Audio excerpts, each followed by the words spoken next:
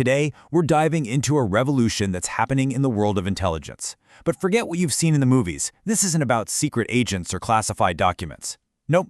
This is all about information that's just out there, hiding in plain sight. It's on the internet, it's on the radio, it's in public records, and it's created this incredibly powerful new way to investigate, one that's pretty much accessible to anyone. So, let's just start with this, because it says it all. This isn't just about people playing detective on their laptops. We are talking about a group of independent civilian researchers whose work, based entirely on information you or I could find, was so solid, so credible, that it was used as evidence in the official investigation into a terrible international crime. Think about that. They're piecing together clues from satellite photos, social media, you name it, to track missile launchers and expose war crimes. That's the power we're talking about here. And that really leads us to the big question, doesn't it? How is that even possible? How can a relatively small group of people, often just working from home, get results that, not too long ago, were reserved for governments with billion-dollar spy agencies? Well, that is exactly what we are going to figure out. To do that, we first have to get on the same page with our terms. We need to define the concept that's at the heart of this whole thing, open source intelligence. Okay, so here's the official definition. The key phrases you really need to focus on are publicly available information and addressing a specific intelligence requirement. This isn't just doom scrolling or random web surfing. It's a really disciplined process. It's about finding all these little puzzle pieces that are scattered out in the open and then putting them together to answer a very, very specific question. Now, this is where it gets really interesting, when you put OSINT side by side with that classic, cloak and dagger spying. With traditional espionage, the hardest part, the whole game, is just getting your hands on the secret info. That's collection. But with OSINT, the information is already out there for the taking. The real challenge, and honestly, the real magic, is in the analysis. It's about connecting the dots in a way that nobody else has. And the most important part, anyone can play. Now, you might be thinking this is all brand new, right? A product of the internet age. But you'd be surprised. The idea of using public information to gather intelligence is actually way older than you think. To find its roots, we've got to go back to a time of paper, radio waves, and vacuum tubes. So get this. Back in 1941, President Roosevelt set up something called the Foreign Broadcast Information Service, or FBIS for short. Its mission wasn't to steal secrets. Its job was to just listen, to systematically monitor, translate, and figure out what other countries were saying on their own radio broadcasts and then their own newspapers. You could say they were the original open-source spies. And this timeline shows you just how vital their work was. I mean, look at 1956, during the Hungarian uprising. When all the spies on the ground were totally cut off, the FBI's was the only source of good information coming out of the country. Same thing in '68. With the Prague Spring invasion, radio broadcasts gave analysts in the US a real-time picture of what was happening. This wasn't some little side project. It was a core part of American intelligence for decades. And just to give you a sense of the sheer scale of this thing, think about this number. Every single week during the Cold War, the FBI was processing 790 hours of television from around the globe. That's on top of all the radio, all the newspapers, all the academic papers.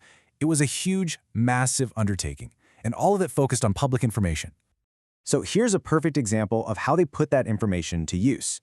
Analysts didn't just hear a threat from China. No, they dug deep. They studied the exact wording.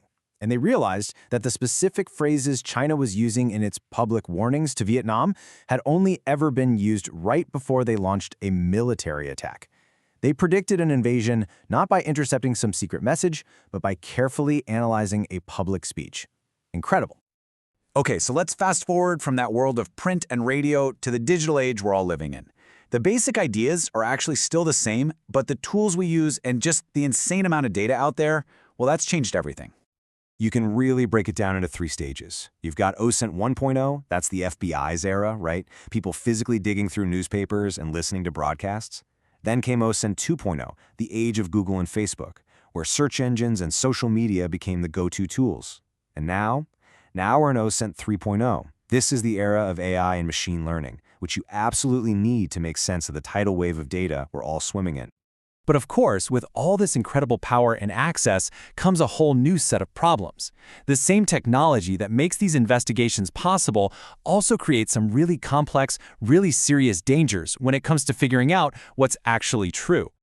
I mean, the most obvious danger, and the one you've probably heard about, is deepfakes.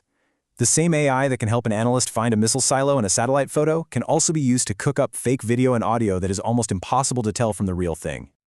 And this is so much more than just a technical problem for investigators. As this quote points out, it's a threat to our shared sense of reality. You know, when we can't trust what we see and hear, it becomes almost impossible to agree on even the most basic facts. And the dangers aren't just in the data itself. Sometimes, the very act of investigating can get you into trouble. We're talking about journalists and researchers doing really important work, like uncovering online discrimination, who can end up in serious legal jeopardy. Right, this is the chilling effect of some of these really broad anti-hacking laws. It's been argued that something as simple as violating a website's terms of service, like, say, creating a fake account to see if a housing site is discriminating, could be treated as a federal crime. And as one court warned, that would basically let every website owner write their own criminal laws, which could shut down a lot of vital research. So, when you weigh this incredible potential against these really serious risks, what's next? Where does this powerful new field of open-source intelligence go from here? Well, it seems like we're standing at a crossroads with two possible paths ahead.